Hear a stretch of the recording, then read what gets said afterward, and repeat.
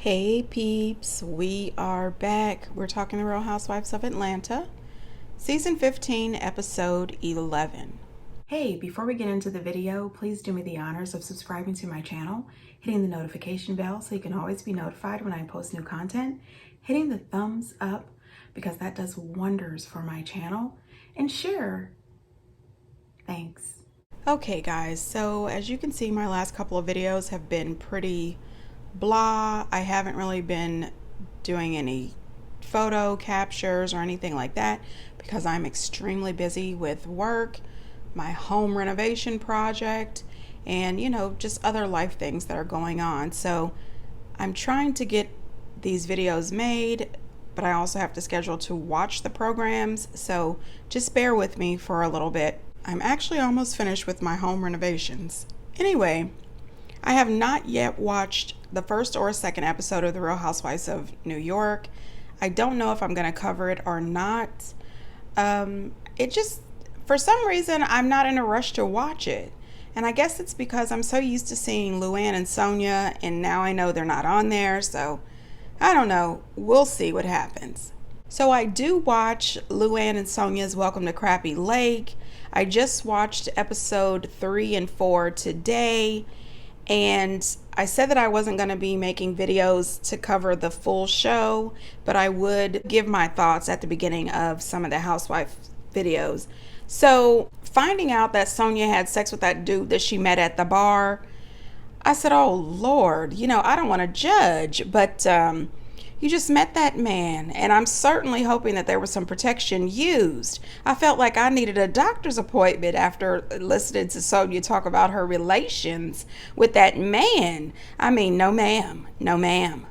Then later when they're at the park trying to talk to that man, and Sonja rolling around in the grass, got her legs all up in the air, she rolls into some dog poop, has it on the back of her pants, her shoes, she transfers it into the car. I said, oh God, this is disgusting. I would have dropped her off at a car wash. I thought it was adorable when you see Luann outside with Sonja. Luann's got her little shorts on. She's trying to help the kids recruit customers for their lemonade stand. I thought it was adorable. You could see that Luann really likes kids, and she was really trying to get them some business. Her and Sonja look really authentic hanging out with these kids at the lemonade stand. It was really cute. Now, honey, listen. I am from West Virginia, and I know all about mudding, okay? Mudding is a thing, But these dudes, they were professionals at it. I said, most of the time we went mudding, it was just in a regular Ford F-150 or something like this, not the big monster trucks with the little elevator thing on the side. When he let that little thing down so that they can help pull that man out the mud, I said, oh my God, you're going to end up having Luann in this mud. It was really different. And I was proud of Luann and Sonja for getting out there. Now, honey, that little tug of war situation, I didn't think Luann and Sonja were far enough away from them trucks. I don't play them games. I practice safety. Now, Luann kissing Sonja's sex partner, Billy, I thought that was a bit too much. I said, why does this remind me of Harry Dubin? I really need Luann to keep your lips to yourself. Let Sonja have this man. Now, Luann and Sonja trying to figure out how they were going to explain to the mayor that they couldn't get the playground set. I said, all the time that you are wasted trying to figure out how you're going to tell the mayor, you could actually be using that time to try to figure out a way to get the play set. As the old saying goes, there's more than one way to skin a cat. I'm just saying, who came up with that saying? Now, when that man that owns the hotel knocked his toenail off his big toe, I said, oh no. I mean, the way I would have ran and got him something to soak his foot in. Then I would have tried to put a little pressure on it, a little peroxide on it, and got him a big Band-Aid.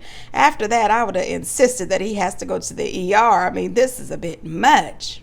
Also, I know that there is festivals for everything, but I had never heard of a testicle festival. But now that I know that there's a testicle festival, I won't be going. I do have to say that I was really excited that Luann was willing to test all the testicles. They were fried. Usually if something's deep fried, I can go with it. I can get into it. But I don't think I could get into these testicle situations. I really can't. I did think that they did a great job with their crappy hour that they put together outside the hotel.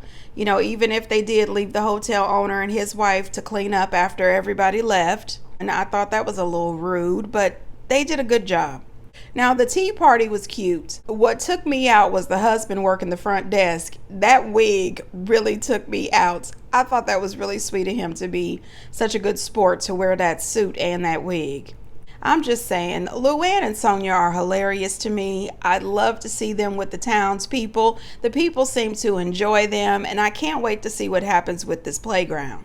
All right, so on to the show. So the ladies are still in Portugal. They are headed into their second day, but we start the episode out with them the first night. Sonja, Kenya, and Sheree have run out after Drew to make sure that she was okay. And remember, I said that I thought that she was just sick of people gaslighting her.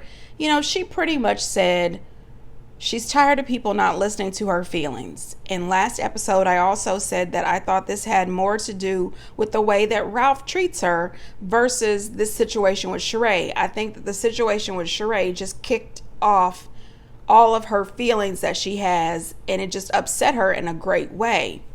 She lets them know that she's stressed out about this lawsuit. And, you know, everyone was saying the same thing that I was saying last week, and the same thing that I'm sure all of you were saying. Why are you going back and forth with this lawsuit? It's $1,000. Isn't your family, your peace of mind, your PR worth just giving the woman the $1,000 and moving on? Kenya said, can't all the girls just chip in $125 and, you know, pay this woman her $1,000 so that Drew can let go of this? Drew says that they have paid the lady some money and the lady just came back for more money, and that there's just more going into this than what she's able to talk to us about because it's a lawsuit. Well, I understand not being able to talk about it because it's a legal matter, but originally when she made the comment that it was $1,000, I was thinking, girl, please give that woman her $1,000. So Drew was really upset. She didn't want to talk to anybody. She was kind of telling them to please just leave her alone, let her go. You know, she says that she didn't appreciate that Sheree had brought up stuff that she had heard online. And Sheree did have a valid point. She said, you know, last year you were saying things that you seen online about me or things that you heard through the grapevine. If it's good for you, it's good for me. And that I can understand. However, at the same time, if something has been done to you and you know that it didn't feel good, why would you do it to somebody else?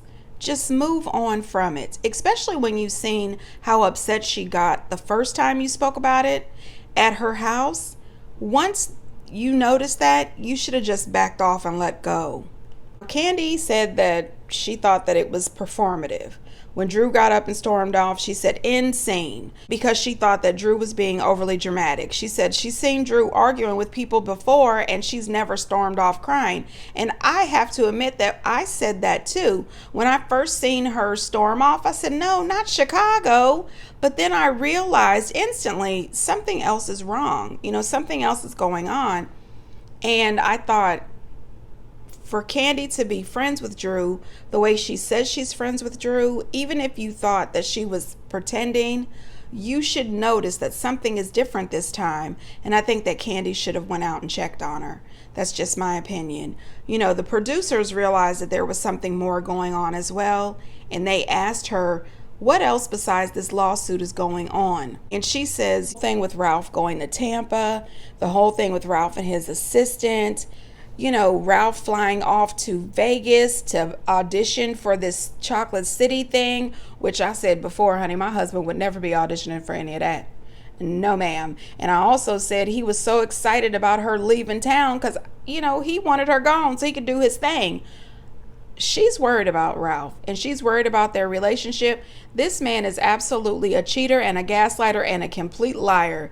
So that's where all of this stems from. She is very worried about her marriage, and I don't think she feels safe enough to talk to these ladies about that. And I can understand that because I wouldn't feel safe enough to talk to these ladies either. I did appreciate that Sonja went out and talked to her, And I said, this is kind of sad though, because Sonja and Drew, they don't get along. They don't like each other. But she realized something was not right. And she came out there and she offered an ear and a hug for Drew, which I think that Kandi should have too. Now, when Sonja wanted to say that she thinks that everybody should be able to listen and let people say how they feel and be open-minded, she said, that's just my 2 cents. And Kenya said, somebody give Sonja a jar so she could put her 2 cents in. She said she was just joking, but I don't think so. I think Kenya meant that. When they were talking to Kandi about not showing up for things, I didn't realize at that moment that Kandi had flown there with the girls, but she was only staying with them for 1 day because she had to fly back for concerts with her group. You know, Kandi has multiple businesses. She has 4 children, including Todd's daughter. She's got a husband. She's on tour with her group. She's got television shows and movies and other things that she's doing. She's got her Broadway plays. This woman has stuff to do. She can't show up for everybody's store opening, for everybody's party at their house, for everybody's fish fry. Just be happy that she's there. One thing I can say though, Kandi should probably try to slow down at some point. When you are fast paced like this and working so much, 1, you're missing precious moments at home with your family. 2, it could add additional stress to your marriage. 3, what about your health? She really needs to take a break and calm down a little bit. She says that she hasn't taken time for herself in so long. I think it's time to do that. Now, Marlo said Drew's outfit was crazy. Drew was wearing a nice little jean outfit. She had a few comments about it. I thought Drew's outfit was cute, but you know, I don't have any fashion sense. So they're all out on the bus waiting for Kenya. And you know, it's a common theme. Kenya is always the last one to show up. She is always late. Now she's out there. Clearly she didn't see the slippery when wet sign and she slipped and fell. And that was a terrible fall. That fall was hard. And I said, oh my God, I hope she didn't break anything. Luckily she didn't. There was a fan that went out online and said, Kenya, is your back okay? That looks like a really hard fall. And it did. And she replied, thanks for asking. I landed on my bone and it was so painful. Still have pain. So thankful I was able to walk. Thank you, God. Yeah, so it did look painful. It looked as if she was, you know, she could have really hurt something. And she could have also got a check. You know, she could have told him, you know, my neck and my back. Anyway. Kandi is a good friend. She goes to the hospital with Kenya. My problem is while they're putting Kenya on the stretcher and into the ambulance, Courtney makes some sort of comment that this was karma. And I said, you know what? Karma doesn't work like that, first of all. Second of all, why don't you just sit there and be happy to be on the show? You are trying way too hard. And Drew said that Courtney's comment was doing too much. But she said that in the confessional. While she was sitting there with Courtney, she laughed. And I said, no, you should have told Courtney that that was not okay right in that moment. This was just a crazy way for this trip to start off. I mean, Kenya fell. Kandi was sick. It's raining nonstop. It's a lot going on. And of course, you know, they wanted to make fun of Kenya's butt. Is it real? Is it fake? Is it a good Brazilian butt lift or a bad one? Comparing her to this rabbit at the open market, which by the way, that open market was amazing. I loved it. You know what? They have had this conversation 1,000 times. Kenya says that that is her real butt. I don't know if I'll buy it, but if she says it is, I'm gonna go with it. What I thought was really odd was Marlo took the time to say that Kandi must not be worldwide because they're sitting in that emergency room, and they were in the emergency room for 7.5 hours, and they were making comments like somebody should tell them they're VIP, and that ticked me off. I said, this is an emergency room. There are people there who have been shot, people there who have been waiting for hours before you got there, people there who have heart conditions, strokes, other serious situations. But because you're Kenya and Kandi, you're supposed to get some kind of VIP treatment and escorted ahead of other people who have been waiting? Hell no. I don't appreciate that, and I don't think that's the way to go. And even if I was a VIP, I would feel terrible skipping the line in front of these other people who are not feeling well either. No, ma'am. When they sat down for their lunch, they were having some green wine, and they asked, was it green? And I asked that same question. I told you in the last video that I have a friend who's moving to Portugal, and she said when she went, they all had the green wine. And as soon as she told me that, I said, is it green? And she said, no. I felt like an idiot a tiny bit, but I wouldn't mind having some wine that's green. It's kind of cute. Anyway, the wine's not green, but I did hear that it's absolutely delicious. Marlo was talking a little bit about that Scott Lee relationship that I think is going to be, over before it starts. Monyetta makes the comment that it's a little tenderish and that the relationship is a little too new for her to be bringing him around. But that's just her opinion. And, we appreciate your opinion, and somebody slide her to glass for her 2 cents.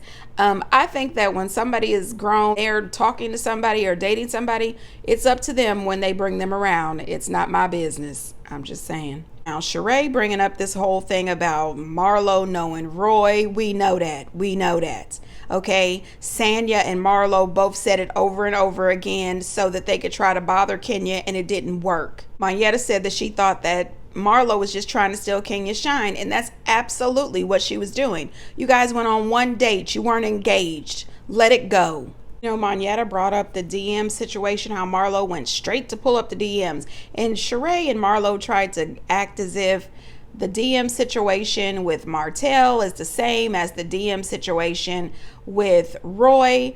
Those are not the same. Kenya was trying to tell Sheree, because Sheree is trying to date this dude that was jumping into her DMs at some point. Marlo was doing it just to be messy. And not only that, they're trying to say Kenya made this a big deal. Kenya did not make these DMs a big deal. Sheree and Martell made these DMs a big deal. Sheree's the one that called him over there, and he started acting like a child, and it just blew up out of nowhere. It wasn't Kenya that made this a big deal. For Sheree and her confessionals talking about Monyetta needs to pull her head out of Kenya's ass. Girl, if you don't shut the hell up, you and Courtney and Sonja, y'all have all been up Marlo's ass this entire season. And you were up Marlo's ass last season as well. At some point, one of the girls is going to have to put their foot in Marlo's ass for leverage to pull your head out. Sheree, girl, go on some damn where. Then Martell called. I said, this was a setup. She probably told him when to call. This dude is going to call on speakerphone and tell her, oh, you're going to be gone for a long time. That's a long time without us having sex. Think about me at night. Really? Really? Grow the hell up, nasty. I mean, seriously. Then Sheree, of course, has to revert back to her bone collector days, and she lets Drew know that when she stormed off, Candy said, end scene. Well, honey, listen, Drew didn't take the bait, and Sheree wasn't here for that. Oh, no. Drew said, well, maybe she just didn't realize what was going on. She didn't read the situation right, the same way you didn't read the situation right when I was trying to talk to you. And there goes Sheree. Oh, no, this ain't about me. Let's talk about Candy. Oh, you don't want to talk about you and how childish and immature you were acting? Then all of a sudden they think Drew is afraid to confront Candy, afraid to talk to Candy. I don't think there's been one girl on this show so far that Drew has been afraid to talk to or afraid to confront. I'm just saying, for this to be Sheree's healing trip, she's doing a whole lot of tearing relationships up. I said, what happened to, let's try to keep this thing going. Let's try to heal. Let's try to make this a happy trip. You're sitting here having a good lunch, having some good wine. Everybody's in good spirits, but you want to bring up some mess over and over and over again. Gotcha. So Marlo decides to take a moment and apologize to Drew for her behavior, the way she acted at Drew's performance with all that screaming up in her face. And Drew says, I do appreciate your apology. I accept your apology, but I think we've gotten to the point now where we need a little consistency. And I don't blame Drew, because Marlo is that person that is always apologizing, always, hey, beautiful, hey, girl. And then 2 seconds later, she's stabbing you in the back and in the front. No, ma'am. I'd like to see some consistency. Act like a grown-up for a change. Marlo makes this stupid comment that when Candy and Kenya aren't around, everybody gets along. That is not true. Candy and Kenya wasn't around when you guys were in Birmingham and you and Monyetta went at it. Give me a break. Now, Monyetta and Sonja having that fake fight in the middle of the pottery class, it was a little bit funny, but it was also a little bit embarrassing. How did them people at the pottery class know that this wasn't legit? Drew making the comment about Sheree possibly taking those knockoff stars and selling them on She by Sheree for $150. That was hilarious. I said, girl, you have never lied. The same way she has that stuff from Shein that's $12.95 normally for $2.50 on her daggone site, in my opinion, allegedly. Now listen, Sheree was wrong when Candy showed up for the girls' night and she was dressed, in her pajamas. She said that Candy showed up looking like Cleo from Set It Off. She was wrong for saying that, but that's the facts. She did. But leave that woman alone. She just spent 7.5 hours in the emergency room on her only full day in Portugal. Didn't see anything but for the hospital and the hotel. Leave her alone. Now, Drew came right out and asked Candy about her comments. Candy came right out and said, yeah, I said insane. And she said why she said it. She fessed right up to it. She didn't pull any punches. She didn't lie. She said exactly what she said. She told Drew that she felt that it was a little performative. I also noticed while they were having that conversation, Sheree was smiling. She was enjoying it and she was hoping that it was going to go all the way to the left. Drew expressed to Candy how she felt. She said, you're my friend. I thought you would be there for me. I thought you would support me. Everything I do is not performative. Candy apologizes and they move on. That's not what Sheree wanted to happen, but I'm glad that they did not give her what she wanted. Now, Sonja talks a little bit about her situation with her family, and the truth is the best thing I think for Sonja and her family is for Sonja to fire her family and for them to move into their own places. Everyone needs to move into their own place, their own space, so that they can be the king and queens of their own domain. And everyone needs to get jobs not working for Sonja in order for them to keep this family unit going strong without all this arguing and infighting. That's just my opinion. Now, Sheree bringing up the whole thing about nobody's bought She by Sheree. Girl, please. Sonja said it better than anybody else. She said, we were there for you. We were rooting for you. Your website didn't work. I'm trying to order something off your website now. I don't even know how to get it into the cart. Monyetta said, you haven't bought any of my books. Marlo said, I don't see you down at the La Archive. Stop doing that. And then Marlo makes some kind of comment. She said, they say your stuff is too expensive and it's from Alibaba. And Candy said, I didn't say it was expensive. So did you say it was from the Alibaba? Because, I have heard, Alibaba, To Me, Shein, a couple other little spots. That's what I heard. Girl, leave people the hell alone. Your website was janky. It was a mess. All you have to do is fess up to it. Girl, yeah, I know. My website crashed or my website wasn't designed right, but we're going to get it back together. Wasn't it just last season that you were making all kinds of jokes and comments, you and Marlo both, and Sonja, about dropping with Drew's website? I'm just saying. Now, they bring up the whole thing about LaToya and Drew from season 13. LaToya and Candy say that Drew and LaToya made out, that they were kissing. Drew does not want to admit to it. I think the reason Drew doesn't want to admit to it is 1, she doesn't want Ralph to know. 2, she doesn't want her pastor mama to know. I think that's the reason. And so she's trying to keep it low key. However, Candy said you are not going to call her a liar and you are not going to tell her that her eyes didn't see what her eyes saw. Marlo said that Drew is lying so well, she's 80-20. And the producer said 80% what? She said 80% I saw her kissing LaToya. 20% I don't even know. Maybe I didn't because she's lying so well. Listen.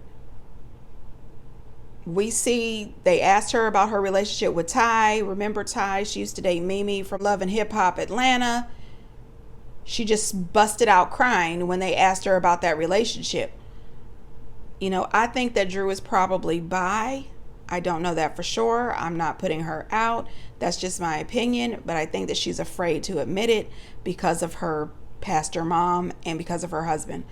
I have no idea, but I am looking forward to seeing the rest of this season. You guys get down in the comments and let me know what you think. And until next time, bye.